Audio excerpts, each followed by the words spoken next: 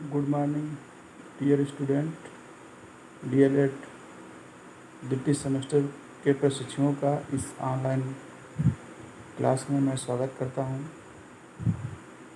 आज का हमारा प्रस्तुति का जो विषय है, धरातल को प्रभावित करने वाले कारक या बल। धरातल को प्रभावित करने वाले बलों को दो प्रकार से विभाजित किया जाता है। पहला है अंतर्जात बल, जिसको इंग्लिश में इंडोजेनेटिक फोर्स कहा जाता है, और दूसरा है बहिर्जात बल, जिसको एक्सोजेनेटिक फोर्स के रूप में जाना जाता है। अब आते हैं अंतर्जात बल।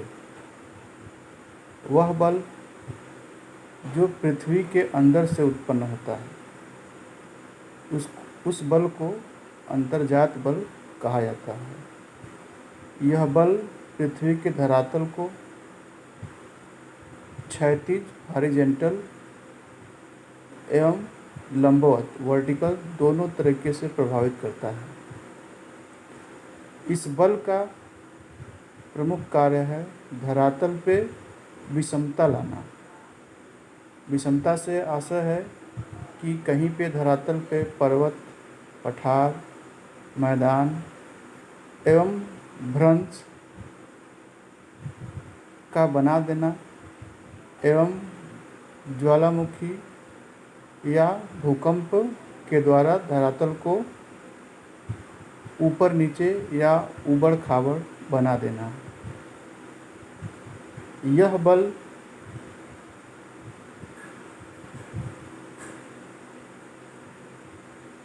धरातल को पर विषमता लाता है। और दूसरी तरफ जो बहिर्जात बल है, यह बल अंतर्जात बलों द्वारा लाए गए विषमता को दूर करने का प्रयास करता है, या जो धरातल में उच्चावच की विभिन्नता अंतर्जात बल द्वारा लाए गए हैं, उसको यह पुनः समतलीकरण करता है।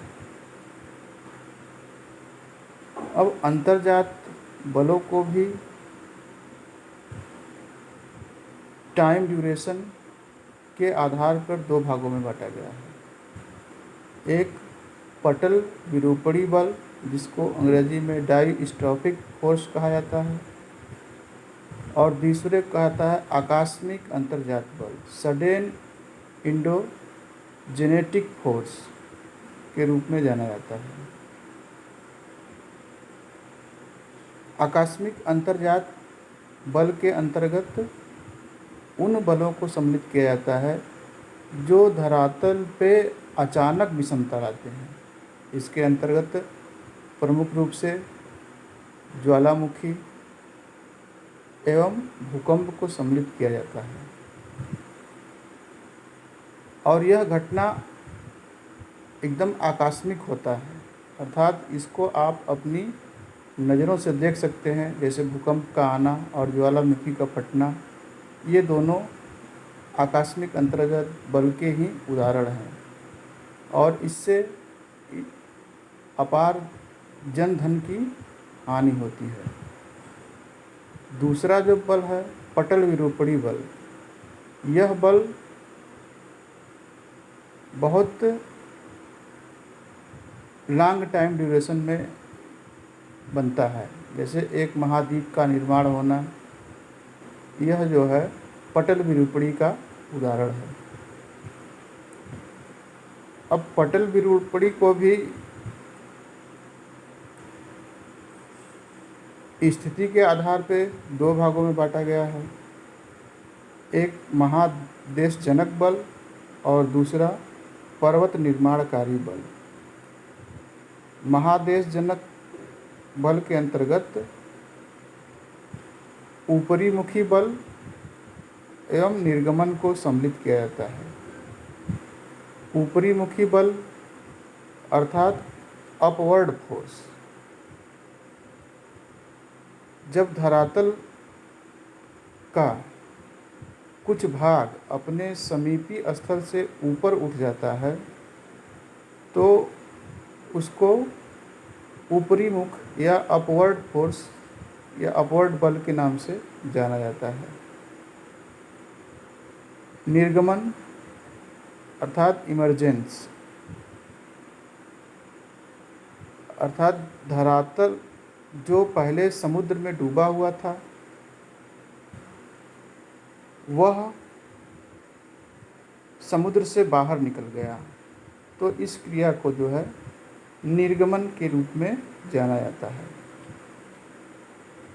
दूसरी जो क्रिया है अधोमुखी, डाउनवर्ड, अर्थात धरातल का अपनी समीपी धरातल से नीचे धंस जाना। अगल बगल के धरातल ऊपर रहेंगे और उसी के आसपास का धरातल नीचे धंस जाएगा, तो इस क्रिया को जो है अधोमुखी क्रिया के रूप में जाना जाता है। इसी में एक क्रिया है निमज्जन का, सबमर्जन। तो यह तटीय क्षेत्रों में होता है कि जो स्थल पहले खुला हुआ था, अर्थात उस पर समुद्र का फैलाव नहीं था, अब उस पर जो है समुद्र का फैलाव हो गया है, अर्थात वह स्थल पहले डूबा हुआ नहीं था लेकिन अब क्या हो गया, वह डूब गया। तो इस क्रिया को या इस प्रोसेस को निमज्जन के रूप में जाना जाता है। अधोमुखी की क्रिया या डाउनवर्ड की क्रिया जो है धरातल या महाद्वीप के बीच में होता है, जबकि निमज्जन की क्रिया तटीय क्षेत्रों में देखने को मिलता है। अब आते हैं पर्वत निर्माणकारी बल। पर्वत निर्माणकारी बल के अंतर्गत तनाव एवं भ्रंशन को सम्मिलित किया जाता है। भ्रंशन में दो प्रकार के भ्रंश होते हैं। एक भ्रंश होता है सामान्य भ्रंश और दूसरा होता है व्युत्क्रम भ्रंश। सामान्य भ्रंश में धरातल में दो विपरीत बल लगता है, एक दूसरे के विपरीत काम करता है, तो उसमें धरातल के बीच में दरारें पड़ जाती हैं।